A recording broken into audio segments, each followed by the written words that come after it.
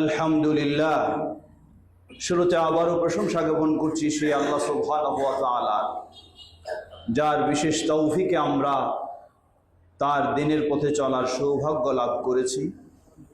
যিনি তার দিনের পথে আমাদেরকে কবুল করেছেন, তার এই প্রশংসা জ্ঞাপনার্থে বলি আলহামদুলিল্লাহ। অতঃপর অসংখ্য সালাত ও সালাম পেশ করছি প্রিয় রাসূল মুহাম্মদ সাল্লাল্লাহু আলাইহি ওয়াসাল্লাম, তার আসহাবে কেরাম, আহলে বাইত, শেষ দিবস পর্যন্ত তার প্রতিটি একনিষ্ঠ অনুসারীদের উপর। সমবেত মুসল্লিবৃন্দ, একজন মুসলিম হিসাবে, একজন অভিভাবক হিসাবে, একজন বাবা হিসাবে, একজন মা হিসাবে আমরা আল্লাহ সুবহানাহু ওয়া তাআলার কাছে নিয়মিত কিছু আবেদন করে থাকি, কিছু দোয়া করে থাকি। যেমন রব্বানা হাব লানা মিন আজওয়াজিনা ওয়া যুররিয়াতিনা কুররাতা আ'ইন ওয়াজআলনা লিল মুত্তাকিনা ইমামা। হে আল্লাহ, আমাদের স্ত্রীদের এবং সন্তানদেরকে আমাদের চক্ষু শীতল বানিয়ে দিন, যেন তাদেরকে দেখে আমরা আত্মতৃপ্ত লাভ করতে পারি, আত্মতৃপ্তি লাভ করতে পারি। তারা যেন আমাদের আনুগত হয়, তারা যেন আমাদের প্রিয় হয়। ওয়াজআলনা লিল মুত্তাকিনা ইমামা, এবং আমাদেরকে মুত্তাকিদের ইমাম বানিয়ে দিন। এই দোয়া আমরা নিয়মিত করি। এই দোয়ার উদ্দেশ্য কি? এই দোয়ার উদ্দেশ্য হলো আল্লাহ সুবহানাহু ওয়া তাআলা আমাদের যে সন্তান দিয়েছেন, সেই সন্তানরা যেন আমাদের চক্ষু শীতলকারী সন্তান হয়। আজকে আফসোসের সাথে বলতে হয়,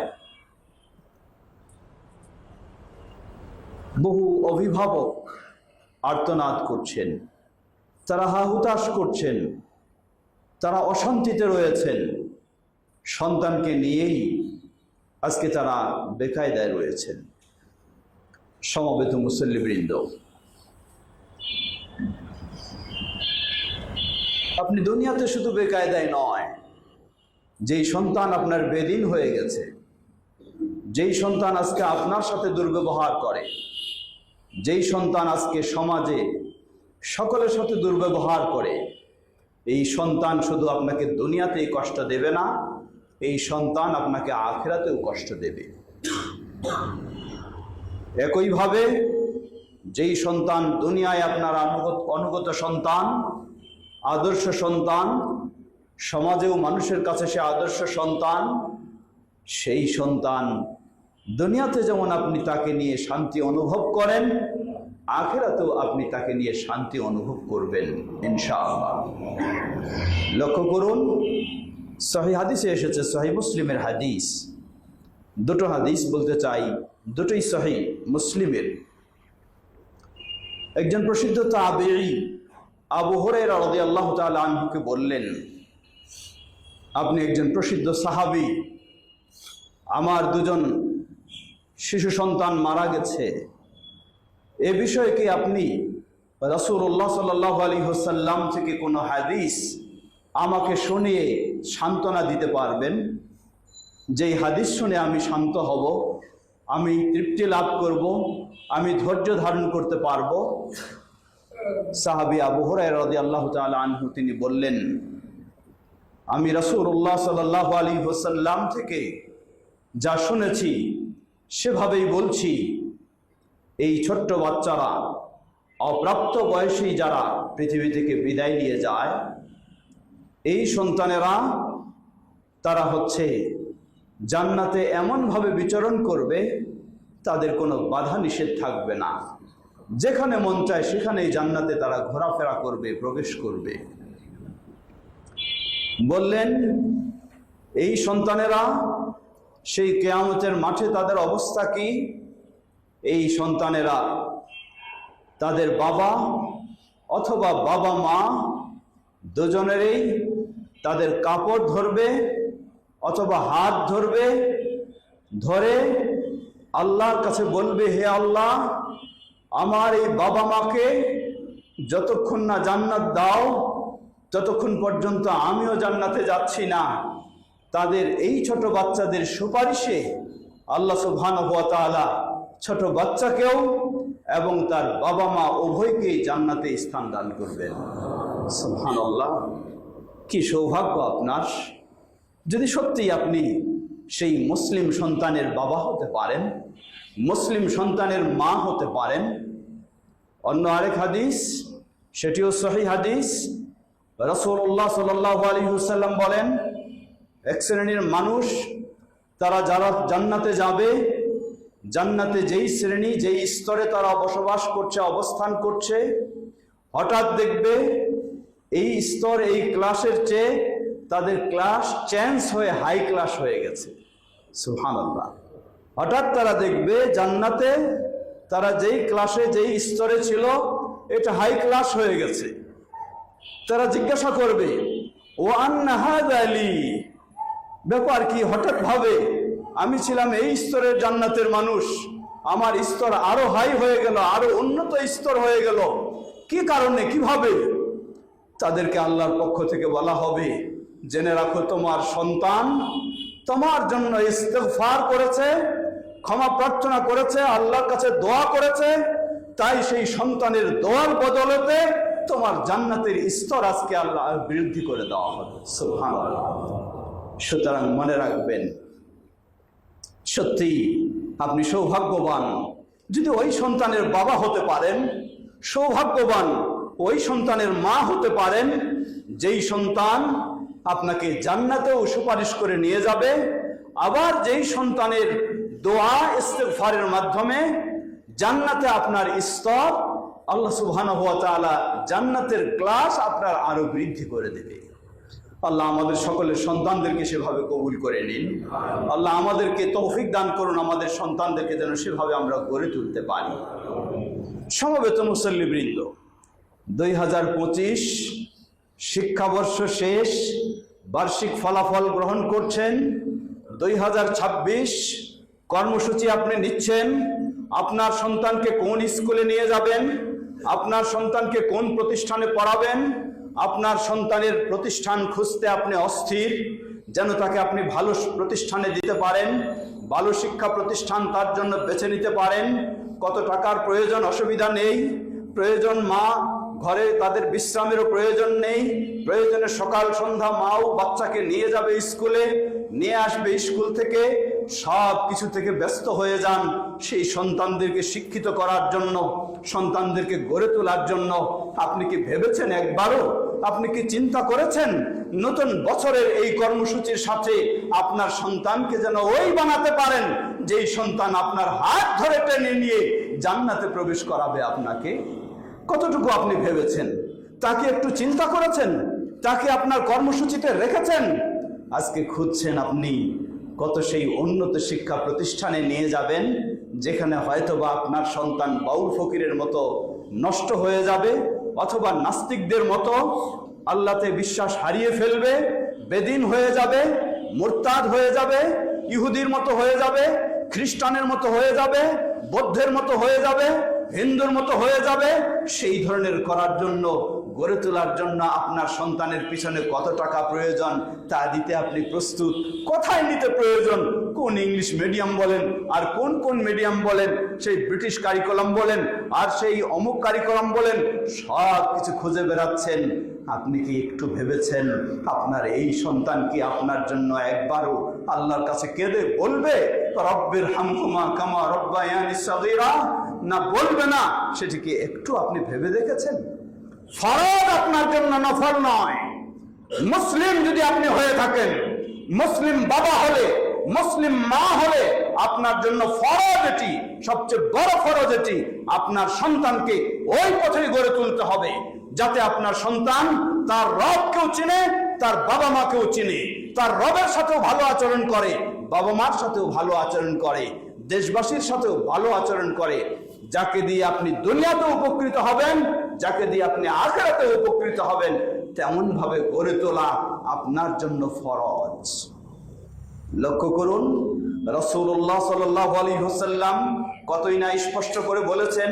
তিনি বলেন, কুল্লু মাউলুদিন ইউলাদু আলাল ফিতরাতি ফাআবাওয়াহু ইউহাউইদানিহি আও ইউনাসসিরানিহি আও ইউমাজ্জিসানিহি। প্রতিটি শিশু সন্তান ইসলামী স্বভাবের উপরেই জন্ম লাভ করে, ইসলামী আদর্শের উপরেই জন্ম লাভ করে। কিভাবে? আমরা সবাই যখন রূহ জগতে ছিলাম, আল্লাহ রাব্বুল আলামিন আমাদের কাছে এই স্বীকৃতি নিয়েছেন। আল্লাহ আমাদেরকে বলেছেন, আলাস্তু বিরাব্বিকুম, আমি কি তোমাদের রব নই? আমরা সবাই এক বাক্যে সাড়া দিয়েছি, বালা, হ্যাঁ আপনি আমাদের রব। ওই ঈমানের উপরেই, ওই বিশ্বাসের উপরেই একটা হিন্দুর ঘরে হলেও সন্তান জন্ম লাভ করে, খ্রিস্টানের ঘরে হলেও সন্তান জন্ম লাভ করে, মুসলিমের ঘরে হলেও সন্তান জন্ম লাভ করে।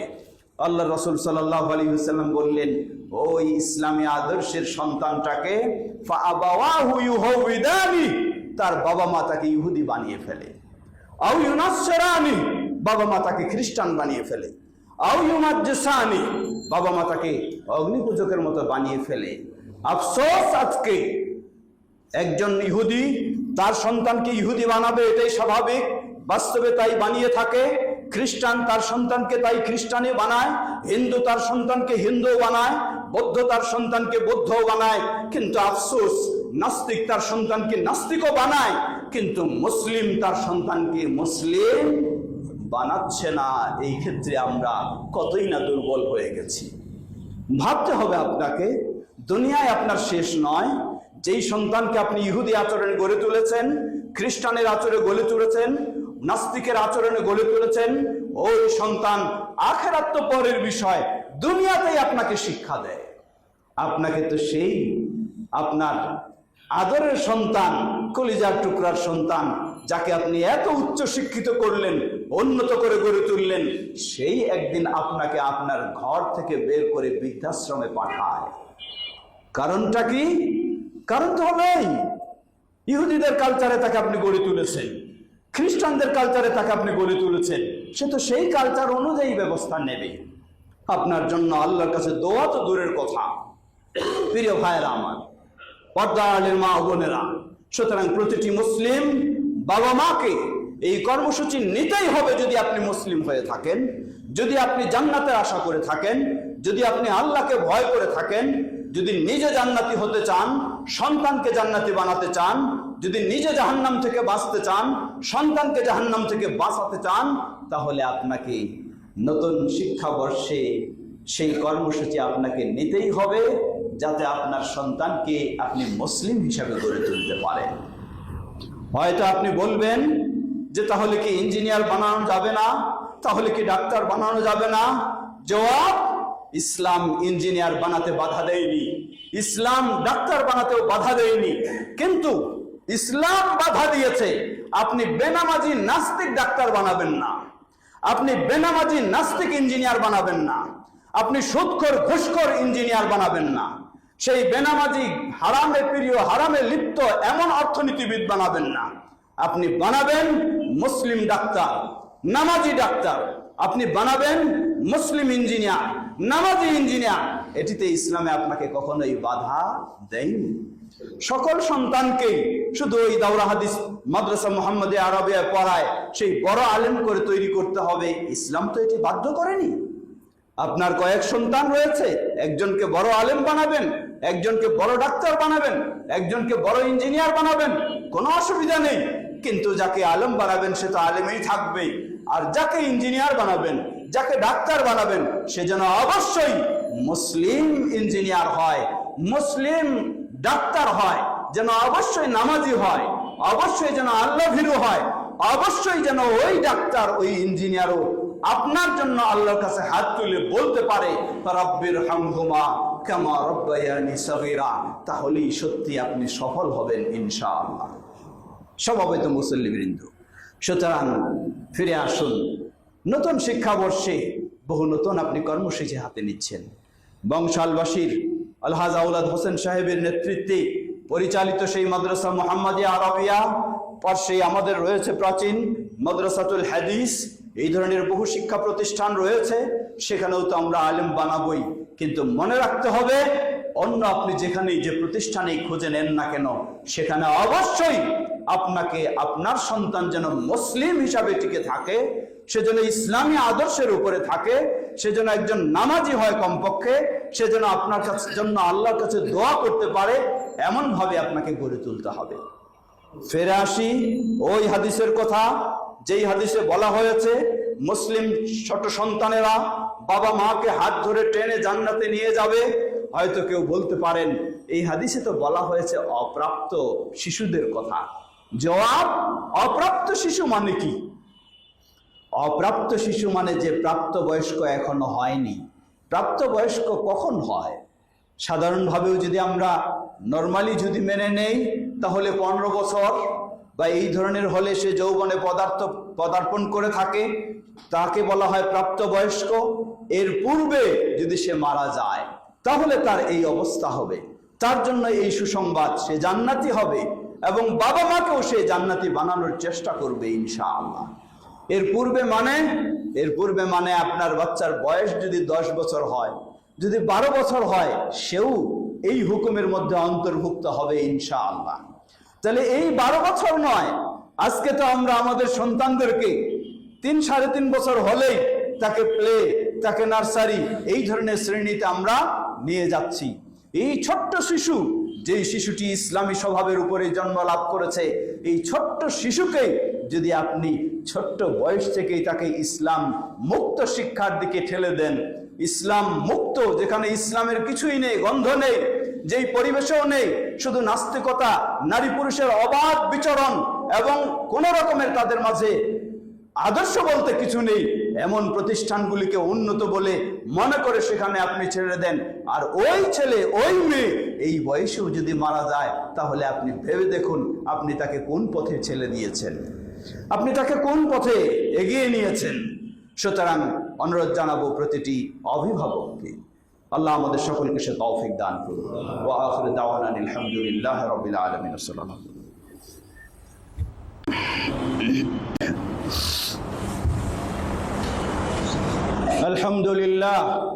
আলহামদুলিল্লাহ রাব্বিল আলামিন, ওয়াসসালাতু ওয়াসসালামু আলা আবদিল্লাহি ওয়া রাসূলিহি নবিয়িনা মুহাম্মদ ওয়া আলা আলিহি ওয়া সাহবিহি আজমাইন, আম্মা বা'দ। সমবেত মুসল্লিবৃন্দ, আমরা অনেক সময় চেষ্টা কম করি, শুধু ওজর আপত্তি খুঁজি। কিসের ওজর আপত্তি? যদি বলা হয় আপনি একজন সচ্ছল মানুষ, তবু আপনার ছেলে মেয়েকে নামাজ শিখালেন না কেন? সেই ইসলামী আদর্শে তাকে গড়ে তুললেন না কেন? জবাব আসে, আসলে আমি অনেক চেষ্টা করেছি, আমি কোনো ভালো প্রতিষ্ঠান পাই নাই। ভালো প্রতিষ্ঠান পাইনি মানে আপনি অনেক টাকা পয়সার মানুষ, অনেক উচ্চ লেভেলের মানুষ, মাদ্রাসা মুহাম্মাদিয়া আরাবিয়া আপনার লেভেলের নয়, মাদ্রাসাতুল হাদিস আপনার লেভেলের নয়, তাই আপনি অনেক উচ্চ লেভেলের প্রতিষ্ঠান খুঁজেছেন, যেখানে ইসলামের আলিফও নেই, যেখানে ইসলামের গন্ধও নেই, সেটাকে আপনি বেছে নিয়েছেন। আর এখন আপনি অভিযোগ করছেন যে আমার তো ভালো প্রতিষ্ঠান আমি পাইনি। সত্যি কি আপনার অভিযোগটা আল্লাহকে ভয় করে? সত্যি কি আপনার আপত্তি বা সমস্যাটা জান্নাতের চিন্তা রেখে করছেন? জবাব, না, আল্লাহকে ভয় করে আপনি এই অভিযোগ করেননি, জান্নাতের চিন্তা রেখে আপনি এই অভিযোগ করেননি। বলবেন কেন? জবাব, আপনি উন্নত একটি প্রতিষ্ঠান খুঁজে পেলেন, সেই প্রতিষ্ঠানে আপনার ছেলেকে বা মেয়েকে পড়ালেন, দেখা গেল হয়তো ওই প্রতিষ্ঠানে গণিতের টিচার দুর্বল, অথবা ইংরেজির টিচার দুর্বল, অথবা সায়েন্সের টিচার দুর্বল, অথবা বাংলা সাহিত্যের টিচার দুর্বল। আপনি তো কোনোদিনই বলবেন না যে আমার ছেলে বা আমার মেয়ে স্কুলের টিচার যেহেতু দুর্বল, তাই সে ইংরেজিতে সারা জীবনেই দুর্বল থাকুক, এটা তো কোনোদিন আপনি বলবেন না। বরং আপনি বলবেন স্কুলে অন্য টিচার ভালো রয়েছে কিন্তু ইংরেজির টিচার ভালো নাই, তাই আমি ব্যক্তিগত টিচার দিয়ে ইংরেজিতে আমার ছেলে বা মেয়েকে সবল করার ব্যবস্থা নিব। এটাই বাস্তব আপনি নিয়ে থাকেন। অথবা গণিতে অথবা সায়েন্সে ব্যক্তিগত প্রাইভেট টিচার দিয়ে আপনি তাকে সবল করার চেষ্টা করেন। আপনি কি ওই বাবা না যেই বাবা তার সন্তানকে ব্যক্তিগত টিচার দিয়ে ইংরেজিতে সবল করার চেষ্টা করেন, গণিতে সবল করার চেষ্টা করেন, বিজ্ঞানে সবল করার চেষ্টা করেন, তাহলে আপনার সন্তানের স্কুলে যখন, আপনার সন্তানের শিক্ষা প্রতিষ্ঠানে যখন ইসলাম শিক্ষা দেওয়ার মতো কোনো শিক্ষক নেই, তাহলে আপনি কেন সেখানে ব্যক্তিগত টিচার দিয়ে তাকে ইসলাম শিক্ষার ব্যবস্থা করেননি? একটু ভাবে দেখুন, একটু নিজের বিবেককে প্রশ্ন করুন। সত্যি যদি আপনি চান আপনার সন্তানকে আদর্শ সন্তান হিসেবে গড়ে উঠুক, আপনার সন্তান জান্নাতি হোক, আপনার সন্তান আপনাকে জান্নাতে নিতে সহায়ক হবে, তাহলে আপনার দায়িত্ব, কর্তব্য সন্তানের প্রতিষ্ঠানে ভালো ইসলামী শিক্ষার কোনো ব্যবস্থা না থাকলেও আপনার জন্য ফরজ আপনার সন্তানকে ব্যক্তিগত টিচার দিয়ে তাকে ইসলাম শিখাতে হবে। মন মানসিকতা কতই আমাদের সংকীর্ণ এবং নিম্ন চিন্তা করুন। ইংরেজি ব্যক্তিগত টিচার দিয়ে পড়াচ্ছেন, গণিত পড়াচ্ছেন, সায়েন্স পড়াচ্ছেন, টাকা পয়সার কোনো হিসাব নেই, টিচার যা চায় 5,000 10,000 তাই আপনি দিতে প্রস্তুত, কিন্তু কোরআন শেখাচ্ছেন সেখানে হাজারের সংখ্যা নেই, সেখানে শয়ের হিসাব, সেখানে শয়ের হিসাব। লা হাওলা ওয়ালা কুওয়াতা ইল্লা বিল্লাহ। এত নিম্নমানের আপনি, এত নিম্ন চিন্তা আপনার। আপনি আপনার সন্তানকে আল্লাহর বাণী শিক্ষা দিবেন, আল্লাহর কিতাব শিক্ষা দিবেন, যেই কিতাব তাকে দুনিয়াতে শ্রেষ্ঠ মানুষ করবে, যেই কিতাব তাকে জান্নাতে নেওয়া সহায়ক হবে, সেই কিতাব পড়ানোর ক্ষেত্রে আপনার টাকা নেই, আপনার পয়সা নেই, আপনার হিসাব ছোট হয়ে গেল। আর যেগুলি তাকে জান্নাতে নেবে না, বরং হতে পারে সেগুলি জান্নাতের প্রতিবন্ধকতা, সেগুলি শেখানোর জন্য আপনার টাকার হিসাবে চিন্তা নেই। মন মানসিকতাটাকে একটু ইসলামের জন্য সুন্দর করুন, ইসলামের জন্য প্রস্তুত করুন, তাহলে ইনশাআল্লাহ ইন্নামাল আমালু বিন্নিয়াত, নিয়তটা যদি একটু ভালো করি, তাহলে হতে পারে আমার সন্তানের স্কুলে ইসলাম শেখানোর কোনো ব্যবস্থা নেই, কিন্তু আমি যদি নিয়তটা ভালো করি, ভালো টিচার, ভালো শিক্ষক দিয়ে ব্যক্তিগতভাবেও তাকে আমি ইসলাম শিক্ষা দেই, তাহলেও হতে পারে সে এমনই ভাবে ডাক্তার হবে, ইঞ্জিনিয়ার হবে, আরো বড় শিক্ষিত হবে, কিন্তু তার ভিতরে থাকবে আল্লাহর ভয়, ভিতরে থাকবে ইসলাম, ভিতরে থাকবে জান্নাতের চিন্তা, ভিতরে থাকবে আখিরাতের চিন্তা। সেই হবে আদর্শ সন্তান, সেই হবে আদর্শ সমাজের ব্যক্তি, সেই হবে আদর্শ নাগরিক, সেই হবে দুনিয়া এবং আখিরাতে উভয় ক্ষেত্রে আপনার জন্য কল্যাণকর। আল্লাহকে ভয় করে আমরা আমাদের প্রিয় সন্তানদেরকে যেন সেভাবে গড়ে তুলতে পারি। আল্লাহ আমাদের সকলকে সে তৌফিক দান করুন। সমবেত মুসল্লিবৃন্দ, সুতরাং স্মরণ করে দিতে চাই, আপনার সন্তানকে হয়তো আলেম, বড় আলেম বানানোর সুযোগ হচ্ছে না, অসুবিধা নেই, কিন্তু কমপক্ষে তাকে ইসলামের মৌলিক শিক্ষা তাকে দিতেই হবে, যেই মৌলিক শিক্ষার মাধ্যমে সে তার ঈমানটাকে ধরে রাখতে পারবে, যেই মৌলিক শিক্ষার মাধ্যমে সে সালাত আদায় করতে পারবে, যেই মৌলিক শিক্ষার মাধ্যমে সে হালাল হারাম চিনবে, এমনকি আপনাকে অবশ্যই দিতেই হবে। আমরা যেন আমাদের সন্তানদেরকে সেভাবে গড়ে তুলতে পারি। আল্লাহ আমাদের সকলকে সে তৌফিক দান করুন। এজন্য রয়েছে আমাদের এই শীর্ষ প্রতিষ্ঠানগুলি সহ আরো যেগুলিতে রয়েছে, ঠিক অনুরূপভাবে আপনাদেরকে সানন্দে সেটি অবগত করছি।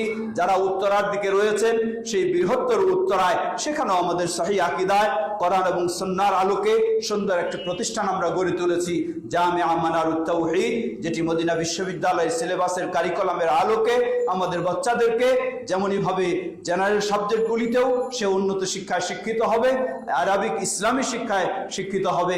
যারা বিশেষ করে উত্তরায় রয়েছেন, আমাদের মাঝে এদিকে সম্ভব হচ্ছে না, অথবা আপনাদের পরিচিত রয়েছে, তাদের সকলকে সংবাদ দেবেন আমাদের সেই সুন্দর প্রতিষ্ঠানে আমাদের সন্তানদেরকেও যেন সেখানেও আমরা কমপক্ষে প্রাইমারি লেভেলটা প্রাথমিক শিক্ষা দিয়েও তাকে যেন আমরা ঈমান ইসলামের উপর, বিশেষ করে আহলুল হাদিস হিসাবে আমাদের আরো গুরুত্ব হলো শুধু ইসলাম শিখালেই চলবে না, যেন অবশ্যই তাওহীদ ও সুন্নাহর সঠিক আকীদা শিক্ষা দেওয়া যায়, সঠিক আহলুল হাদিস বানানো যায়, সেই চেষ্টায় আমাদের সকলকে করতে হবে। আল্লাহ আমাদের সবাইকে সে তৌফিক দান করুন।